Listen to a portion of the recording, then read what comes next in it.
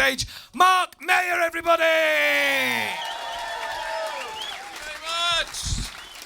Thank you very much. What a delightful audience, and it is genuinely a joy to see happy London people, because this is not generally the way. For our overseas visitors, you'll arrive here, particularly Americans, they get very confused. They come to London, oh my God, this place is awesome. I love it here in London, it's incredible. You have theaters and cinemas, it's awesome, it's incredible. And then you meet a local, isn't it amazing here? Do you love it here? No. Come on, man, no, shit. What's up? I'm just tired, depressed, and I've lost my Oyster card. It's not a good day. It's not that I'm in much fucking use with the tube strikes. Yeah, bollocks, floods everywhere. I might as well fucking swim home. It's confusing for people from overseas. Last time I was here, there were some Americans sitting in this area. I knew they were American because there was this sort of glow of positivity and enthusiasm and teeth. And I said, is anybody celebrating anything tonight? And this hand shoots up, hi there, we're celebrating, hi there. Yeah, hi there, we're celebrating, hi there. Part chicken, the woman, hi there, hen party, hi there, we're celebrating. We're celebrating. I said, fantastic. What is it you're celebrating? What is it you're celebrating? I said, she said, it's my daughter's birthday. It's her. I may be exaggerating slightly. It's her birthday. It's my daughter's birthday. I said, that was fantastic. And like a moth drawn to a flame, I said, what's her name? No word of a lie. Her name is Sunshine. Exactly. You could feel the rest of the majority British audience going, oh, for fuck's sake, really? Is it really Sunshine? Is it Sunshine? Is she here with her sisters, Good Times, Moonlight and Boogie? What have you called her Sunshine for? Why Sunshine? You just wouldn't get that in the UK, that level of positivity, would you? These are me children, gloomy and overcast. Where's Gail? Where's Gail gone? Where's Gail? Where the fuck is Gail? Because living in London is a little bit like lying in bed in the middle of the night and needing a wee. That sums up. That's the best way. We all know that feeling. It's basically this, isn't it? I'm not getting up. I'm not getting up. I'm not getting up. I went for a pre-bed wee. I'm not going for a secondary wee. I'd rather lie in bed in crippled pain all evening. I'm not getting up. Fuck it, I'm not getting up. Americans, different mentality. Come on, let's go for it. Maybe I'll pee, maybe I won't. Who knows? It's a challenge. Come on. No, fuck it. I'm not. I am not getting up. Fuck it. No way. This is what's become of me as I've lived in London now for 26 years. I've become this person. I start questioning shit that you wouldn't normally question. I saw a sign the other day, have you seen our cat? And I'm thinking, is it missing or are they showing off? This is how fucked up my head has become. And it's not just me. People are genuinely pretty suspicious in London. A bloke says to me, excuse me, mate, have you got the right time? Have you got the right time? He felt the need to specify, have you got the right time? Because clearly, if he just said, have you got the time, I would have gone midnight. But it's still light out. Oh, you want the right time? Well, you should have said. This bloke has clearly had a lifetime of people lying to him about the time. And he's had enough. Who bullshits to you about the time apart from National Rail? They're the only people who on a constant basis. This is the delayed 11:30 train from London Euston. This is the delayed 11. We all know it's the delayed 11:30 because unlike the driver, we were on the fucking thing at 11:30, weren't we? Wandering up and down the carriages, staring at those plug sockets. This plug socket for laptop and mobile phone use only. And there's me with my iron and ironing board. Oh, for Christ's sake, there's got to be somewhere for me. Bollocks, I'm taking my chances. Yes, God, I'm aware I'm breaking the law. There's a fella in Coach J and he's blending a smoothie. Yes, he is. And it's the quiet carriage. I'm now destined to travel on public transport because I was done recently for speeding. Has anybody here had to do the speed awareness workshop? Anybody had the pleasure of this particular British institution? The entire audience has done the speed. Even you, where's Walid? Have you done it? For a minute ago. I get a phone call, 4 o'clock in the afternoon. Hello, Mr. Maier. That's my name, Mark Maier. Maier. There's somebody here pretending to be from Germany. Maybe you are. My surname's Maier. Maier. My dad's German. I say Maier. It's friendlier. It's less aggressive, less Germanic. My dad, 83 years old, bless him. He doesn't like me saying Maier. He gets very upset. Maier, why are you telling people it's Maier? Are you embarrassed your father is German? Maier, Maier, pants on fire. Maier, Maier, Maier. He's in a home now. Unfortunately, it's mine. But,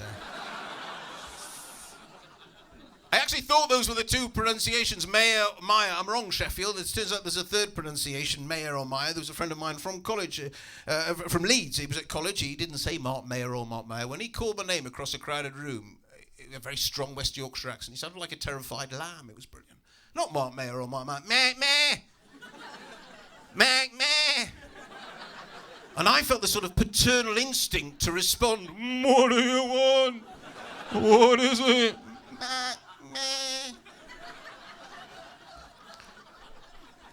So I get the phone call. Hello, Mr. Maier or Maier. This is the Speed Awareness Workshop Centre. You were caught speeding on the M4 motorway. Whereabouts do you live? I said, I live in London. London? You live in London, do you? Right, well, we have speed awareness workshops up and down the country. You must attend one tomorrow morning. London, you say? Let's just have a look and see how fucking inconvenient we can make it for you. Oh, there seems to be one in Wolverhampton. So I'm woken up 9 o'clock. Well, the speed awareness is 9 o'clock the following. I'm woken up at 6 by my daughter. I've got 3 kids. My middle child, she's there every morning. 6 o'clock, I get a lie in. Daddy, I need a poo. Daddy, I need a poo. I'm like, yeah, I've needed a wee for the last 4 hours. I've not got up and interrupted your night's sleep. And then she climbs into bed with us. At what ages are no longer acceptable for your child to 18, 19? Is that the cut-off point? Is that the point where you say, your mother and I think it's time you left the nest? And if you could take your boyfriend with you, that would... So I arrive at the speed awareness workshop, tired, jaded, depressed. This is the greeting, and a lot of you have been to the speed awareness. It's the same speech wherever you go. This is the greeting as I walk in. Does everybody know why they all here? What's this, the meaning of life? What do you want about? I want to make it clear, the fella says, I want to make it clear what's said in the workshop stays in the workshop. 20, 25 of us, we couldn't give a shit. Tired, depressed, hungover, including myself. I mean, I probably shouldn't have driven, but I didn't want to lose my license. 20 minutes into the workshop, this sort of jumped up ex-traffic copy goes, right, now it's time to open this up to the group. I want to open this workshop up to the group. The what? The group. Fair enough. What possible raisins, he says. What possible raisins? I only know seedless, Wally. I don't know what the question was. What possible raisins, he says, could there be for speeding? And people were joining in. Late for work, thank you very much. Any other raisins for speeding? I fancied a challenge, bit controversial, never mind. Thank you for your honesty. Anyone else, any other raisins? And you know that little voice inside your head? That I had that moment. You know that when you're telling you to do shit that you shouldn't do? Yeah. Like you're in a restaurant, don't touch the plate, my friend, it's very hot. Touch the plate! What? Wait till he's gone, then touch the plate. Oh.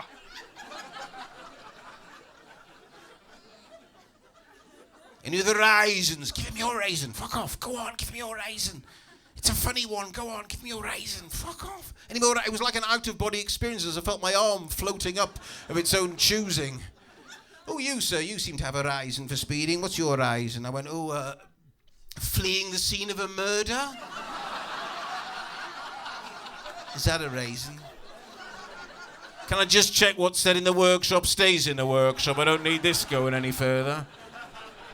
Because if I've learned nothing else in London, it's to speak up for yourself. Before the gig this evening, I was at Leicester Square there, just outside of the ATM machine. I'm taking cash out, and a fella looks at me and goes, "You spare some change, please, mate?" I didn't have any change. I says, "I'm sorry, I haven't got any change." And as I'm walking away, I don't know if you've experienced this passive-aggressive thing. "Well, have a good evening anyway." Oh, that just makes you feel like shit, doesn't it? That's all that's designed to do. Well, have a good evening. Now, years ago, I would have left it there, and I thought, no, I'm not having this. I'm not having that. I went back to him and said, look, mate, I'd happily give you a couple of quid, but I've only got a £20 note. Have you got any change? He went, no. I said, well, have a good evening anyway. He started it. That's my point. You shouldn't be made to feel guilty over money, like when you pay for something with a £20 note and they hold it up doing this business. And you've got to stand there waiting for the verdict, haven't you? Doing your best innocent face. Ready with the immortal line, well, I got that from the bank, actually, yes.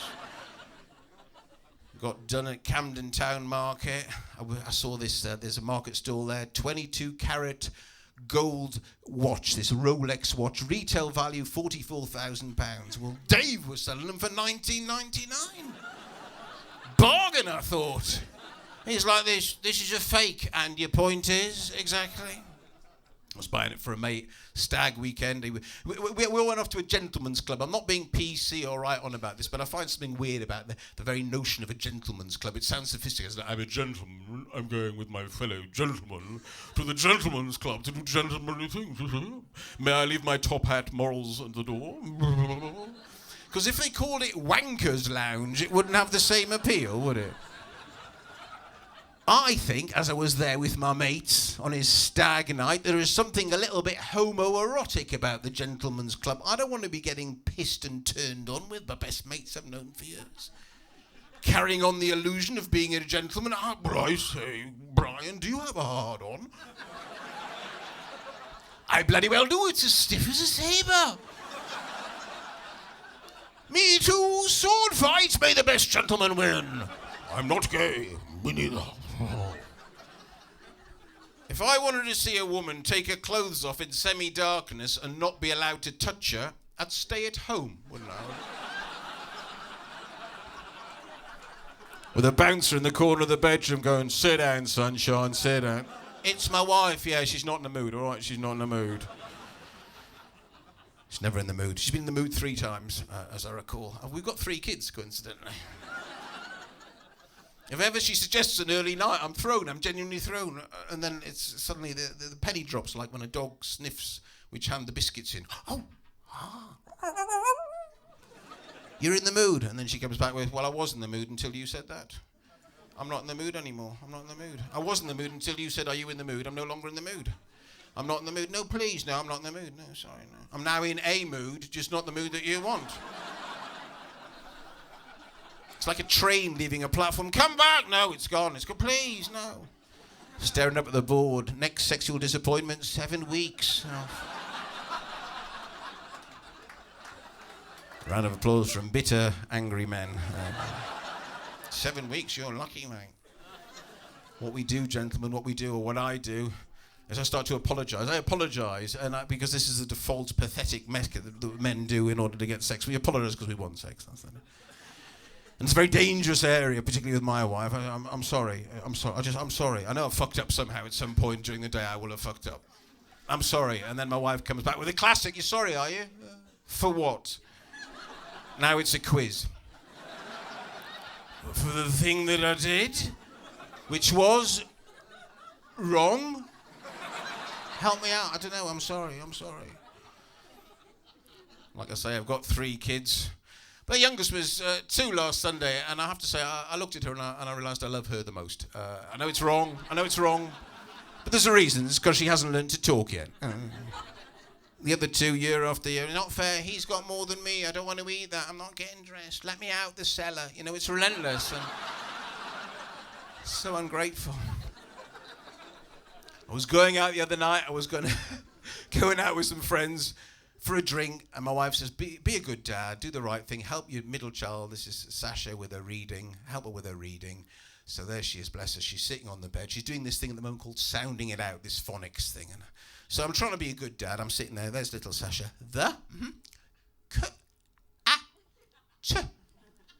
cat, very good, sweetheart. Sat, on the mat. I can feel my nails digging deeper and deeper into the palm of... That's 45 minutes. I've edited that fuck down for you people. If they'd used sounding it out as a torture at Guantanamo Bay, they would have found Osama a whole lot sooner. That's all I'm saying. Where's Osama? I don't say. Bring in Becky and the Biff and Chip books. No. He's in Pakistan. These are genuine books, Biff and Chip. I don't know which stoned advertising fuckwits came up with these names. I've got a few ideas. Biff and Chips, what do you think? We've got to think of a couple of names representative of children in the UK. Any ideas, Tarquin? Biff and Chip, what do you think? Biff and Chip. They could have a friend called Kipper. It's wacky! So I'm on to chapter 2 of this glorious book with lovely Sasha. There she is. I can forget the evening out with my mates. I'm being a good dad. I'm doing the right thing. Very good, sweetheart.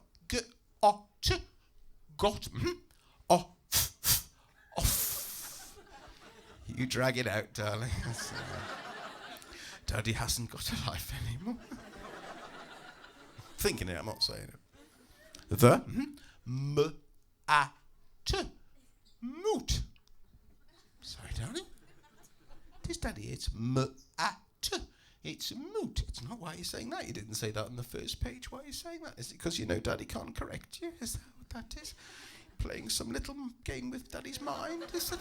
It is, Daddy. It's It's moot. You're not going to the pub. I got upset. My wife came into the room. What's the matter? No, what's the mooter? Apparently it's what's the mooter. Go off to the pub, you twoot, she said. I went to the pub, came back, slightly worse for wear sometime later, now in the mood to apologise. And my wife was giving me the silent treatment, or as she likes to call it, being asleep.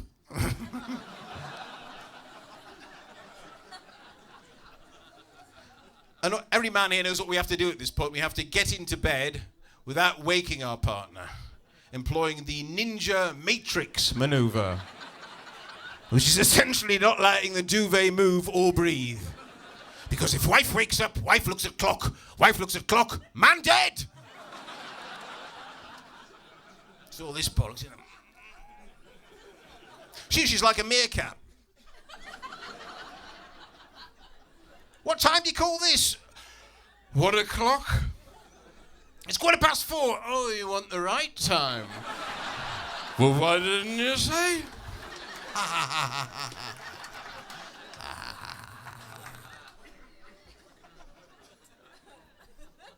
Lovely, lovely people you are. We get to travel up and down the country.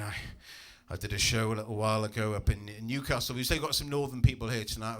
Somebody told me, I just want to share this story because I love this story. You hear stories from different clubs up and down the country. I did a show in Newcastle and there's a woman there in the audience. She tells me this story afterwards. You may have heard it before. She said there was a woman in Newcastle a few years ago who had a stroke. She regained consciousness and had a Jamaican accent. She'd never been to Jamaica. She'd never met any Jamaicans. But she had a perfect Jamaican accent. Now, I heard this story and I just thought, I Googled it, it's true. I thought, what a wonderful story that was. And then it occurred to me, wouldn't it be more interesting if there'd been a woman in Jamaica who had a stroke, regained consciousness, Geordie accent? I think that'd be comedy gold, wouldn't it? Lying there on the hospital bed, a family round her side, Maisie, wake up, Maisie. She's been in a coma 9 months. She's a good woman. She's a kind woman. She loved the Lord. She praised the Lord. Jesus, bring her redemption. Bring her salvation. Bring her back to life. Her eyes, they are flickering. She's awake. She's awake. She's awake. Maisie, speak. Speak. For fuck's sake, speak. What the fucking hell's going on here? What you looking at, you blabbermoot batty boy bambaclot? Gwee. Fuck me, I'm roasting. It's hot here. Comedy Store, as always, it's been a delight and a joy. Thank you so much, good night. Ladies and gentlemen, Maier! You all right, Maier? Staying still, you don't need to go anywhere. Don't heckle me with chips, fucking hell.